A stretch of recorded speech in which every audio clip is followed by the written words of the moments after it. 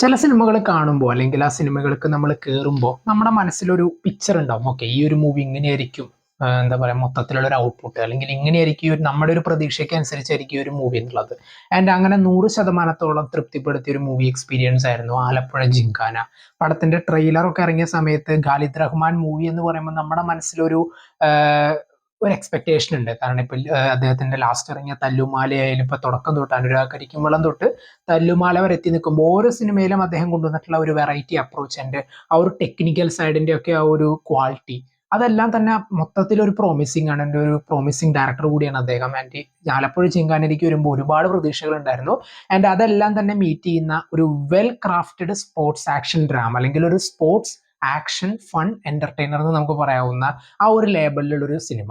നെസ്ലൻ എന്ന് പറയുന്ന ഒരു ആക്ടർ മാത്രമല്ല ഈ സിനിമയിൽ മൊത്തത്തിൽ സ്കോർ ചെയ്തിട്ടുള്ളത്. എല്ലാവരും ഈവൻ എന്താ പറയാ, വന്നവരും പോയവരും ഒക്കെ എന്തെങ്കിലുമൊക്കെ ചെയ്യാനുണ്ടായിരുന്നു, അല്ലെങ്കിൽ ഒരു ചെറിയൊരു ഡയലോഗിൽ പോലും എന്തെങ്കിലുമൊക്കെ സ്കോർ ചെയ്യാനുള്ള വകുപ്പുകളൊക്കെ ആ ഒരു സ്ക്രീൻ പ്ലേയിൽ കൊണ്ടുവന്നിട്ടുണ്ട്.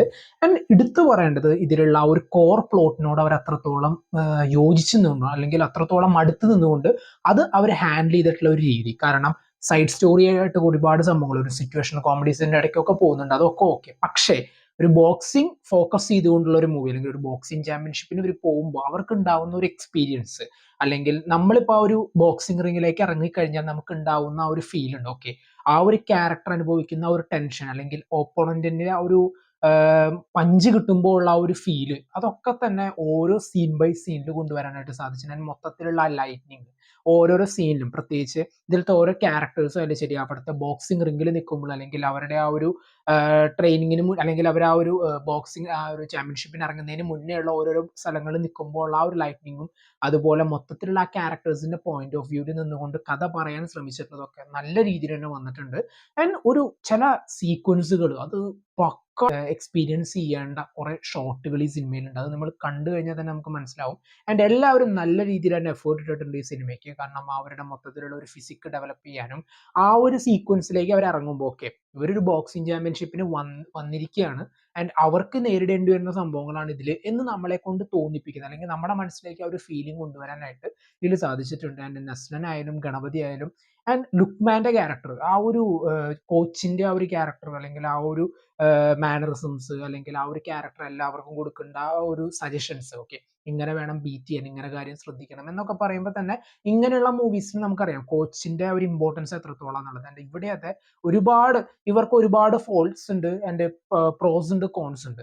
ആൻഡ് അതെല്ലാം തന്നെ ഉൾക്കൊള്ളിച്ചുകൊണ്ട് വളരെ നീറ്റായിട്ട് തന്നെ, എന്തായാലും വളരെയധികം യുണീക്ക് ആയിട്ട് തന്നെ ആ ഒരു സബ്ജക്റ്റിനെ ഡെലിവർ ചെയ്യാനായിട്ട് അവർക്ക് സാധിച്ചു. ആൻഡ് വിഷ്ണു വിജയുടെ ആ ഒരു മ്യൂസിക് ആൻഡ് ഓഡിയോ മിക്സിംഗ്, ആ സൗണ്ട് മിക്സിംഗ്, അത് എടുത്തു പറയാണ്ട് പോയി. അത് നല്ലൊരു സൗണ്ട് സിസ്റ്റം ഉള്ള ഒരു തിയേറ്ററിൽ ഇരുന്ന് നമ്മൾ കാണുമ്പോൾ എത്രത്തോളം ആ ഒരു ക്വാളിറ്റി അവർ ടെക്നിക്കൽ സൈഡിന് കൊടുത്തിട്ടുണ്ട്. നമ്മൾ എപ്പോഴും പറയും ബോളിവുഡിനുള്ള ആ ഒരു യുണീക്നെസ് എന്തുകൊണ്ടാണെന്നുള്ളത്. കാരണം അവര് കൊണ്ടുവരുന്ന സബ്ജക്റ്റിനായാലും അതിലെ ടെക്നിക്കൽ സൈഡിനായാലും പ്രൊഡക്ഷൻ ഡിസൈൻ ആയാലും അതിന്റെ ആ ഒരു സിനിമാറ്റോഗ്രഫി ആയാലും മ്യൂസിക് ആയാലും അങ്ങനെ എല്ലാ സെക്ഷൻസും അതെ നല്ല ക്വാളിറ്റി ആയിട്ട്, അല്ലെങ്കിൽ ഓരോ സിനിമ കഴിയുന്തോറും അദ്ദേഹം ഖാലിദ് റഹ്മാൻ എന്തെങ്കിലും ഒരു പുതിയതായിട്ട് കൊണ്ടുവരാൻ ശ്രമിക്കുന്നുണ്ട്. ആൻഡ് നമ്മൾ തിയേറ്ററിൽ നിന്ന് തന്നെ ഇരുന്ന് കാണുമ്പോൾ ഒരു കളർഫുൾ ഒരു എന്റർടൈനർ കണ്ടിറങ്ങിയ ഒരു ഫീല് തന്നെയാണ് പടത്തിൽ തരാൻ സാധിച്ചിട്ടുള്ളത്. ഈവൻ ആ ഒരു സിറ്റുവേഷൻ കോമഡീസ് ആയാലും ശരി, ഒരു സീരിയസ് ആയിട്ടുള്ള അല്ലെങ്കിൽ ആ ഒരു ചാമ്പ്യൻഷിപ്പിന്റെ സൈഡ് കാണിക്കുന്നുണ്ട്. ആൻഡ് അറ്റ് എ ടൈം ഒരിക്കലും നമ്മളെ ഒന്നും പറയിപ്പിക്കാതെ, അല്ലെങ്കിൽ നമ്മളെ കൊണ്ട് അയ്യോ എന്തിനാണ് ഈ സീൻ കൊണ്ടുവച്ചത് എന്ന് നമ്മളെ എവിടെയും പറയിപ്പിക്കാതെ നല്ല നൈസായിട്ട് തന്നെ കയ്യിൽ നിന്ന് പാളിപ്പോവാവുന്ന ആ ഒരു സംഭവത്തെ നല്ല രീതിയിൽ തന്നെ ബാലൻസ് ചെയ്തുകൊണ്ട് തന്നെ അവർക്ക് ഡെലിവർ ചെയ്യാനായിട്ട് സാധിച്ചിട്ടുണ്ട്. അതിന് തീർച്ചയായിട്ടും തിയേറ്ററിൽ നിന്ന് തന്നെ കണ്ടു നോക്കുക. അതിലത്തെ ഓരോരോ ആക്ഷൻ കൊറിയോഗ്രഫി അത് തന്നെ എടുത്തു പറയേണ്ട ഒരു കേസ്. കാരണം വെച്ചാൽ ഈ ഒരു ബോക്സിങ്ങിലത്തെ ആ ഒരു ആക്ഷൻ കൊറിയോഗ്രഫി അല്ലെങ്കിൽ ആ ഒരു ബോക്സിങ്ങിലത്തെ ആ ഒരു ഫൈറ്റ് വയ്ക്കുന്നത്, അതേപോലെ തന്നെ മറ്റുള്ള ആക്ഷൻ കൊറിയോഗ്രഫീസ് ഒക്കെ നല്ല നീറ്റ് ആയിട്ട് തന്നെ അവർ ഓരോരോ പഞ്ചുകൾ കൊടുക്കുമ്പോൾ തന്നെ നമുക്കത് കിട്ടിയ ഒരു എഫക്റ്റ് നമുക്ക് തിയേറ്ററിൽ നിന്ന് കാണുമ്പോൾ തന്നെ സാധിക്കുന്നുണ്ട്.